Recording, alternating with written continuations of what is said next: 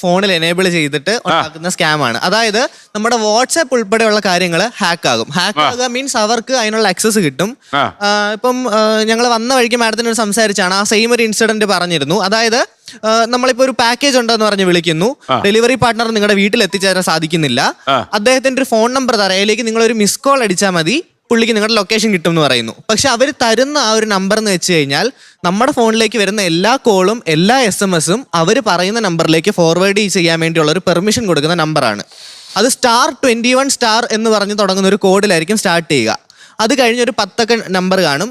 ഇത് നമ്മൾ ഫോണിൽ എൻ്റർ ചെയ്ത് കഴിഞ്ഞാൽ ഫോണിൽ ഒന്നും സംഭവിക്കില്ല, നോർമലായിട്ട് തന്നെ ഇരിക്കും. പക്ഷേ നമ്മുടെ ഫോണിലേക്ക് വരേണ്ട എല്ലാ കോളും മെസ്സേജുകളും അതിൽ കൊടുത്തിരിക്കുന്ന നമ്പറിലേക്ക് ഫോർവേഡ് ആവും.